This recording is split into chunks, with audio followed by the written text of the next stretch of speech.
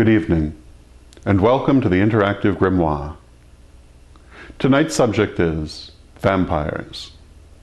The image of the vampire as a suavely sexual yet blood-sucking revenant is instantly recognizable to most people through Hollywood films and novels by authors such as Anne Rice, which capitalize upon the lure of immortality and the all-too-human desire to experience forbidden pleasures.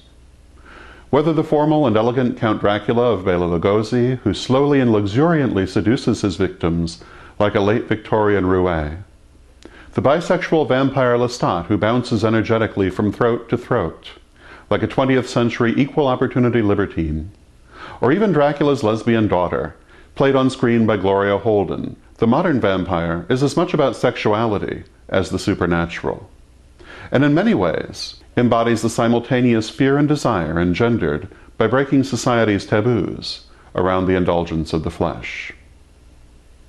This aspect of the vampire mythos is already evident in Bram Stoker's seminal novel Dracula from 1897, in which the sexual nature of the title vampire's threat to upstanding Victorian womanhood is only too clear. But how does the smoothly seductive image of the modern vampire compare to the actual vampire of folklore? Were Romanian peasants really afraid of a guy in a tailcoat with a Brill cream fetish? Were Romanian peasants really afraid of vampires at all? Well, actually, yes, they were. Not just Romanian peasants either. The vampire mythos was common through all of Europe at one time, and Asia as well. Though what people actually believed about vampires varied a great deal, according to locality. The vampire of folklore is, however, very different from the pallid and aristocratic vampire of Hollywood.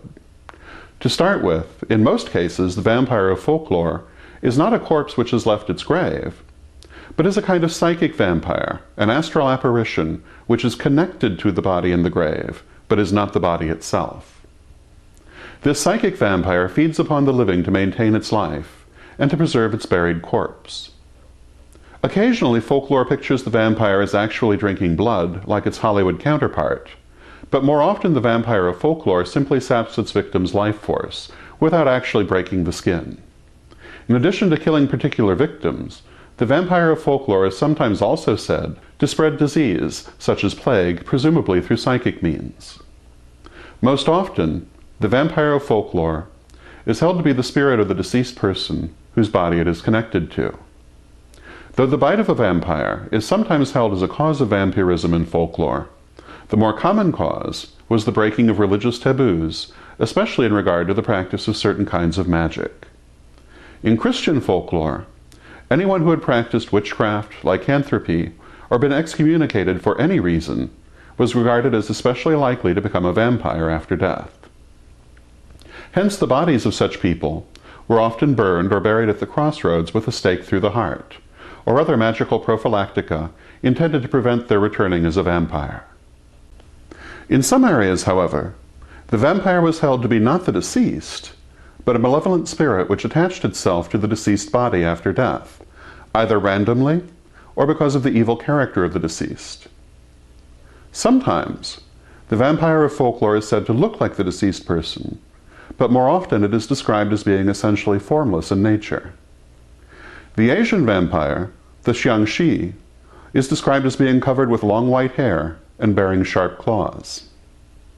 As a rule, the vampire of folklore is said to return first to its old home and begin by sapping the life of its family and friends, and only then moving out to other victims.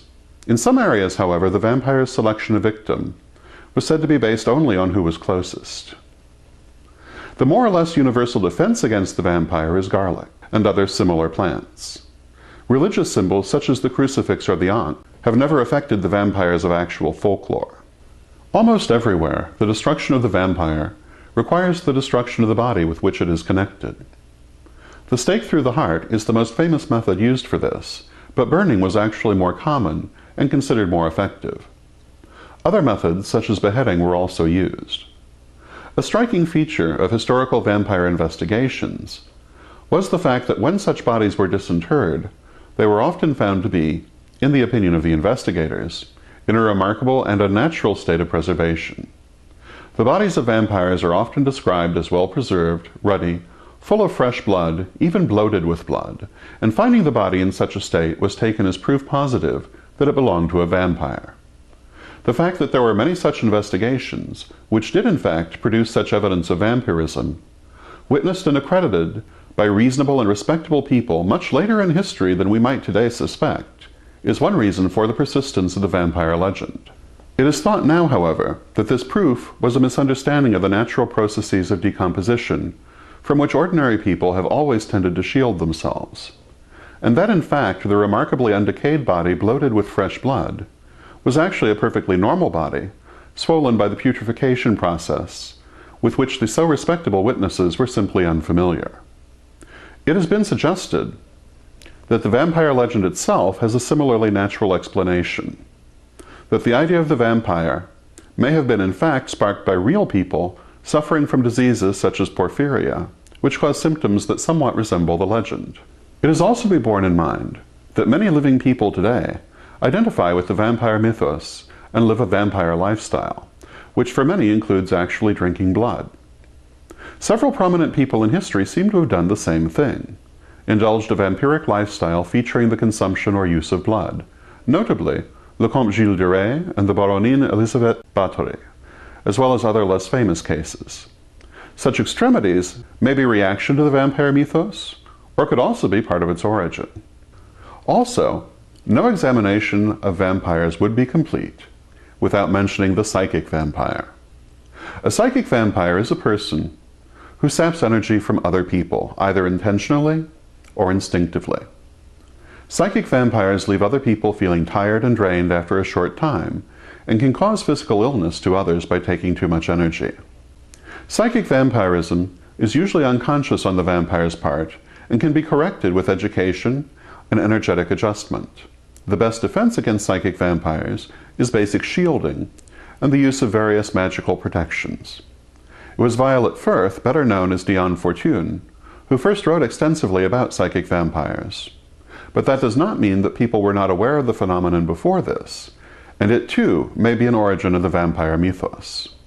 In his book Monsters from Llewellyn Press, John Michael Greer makes an interesting assertion regarding vampires, whom he regards as a legitimate phenomena.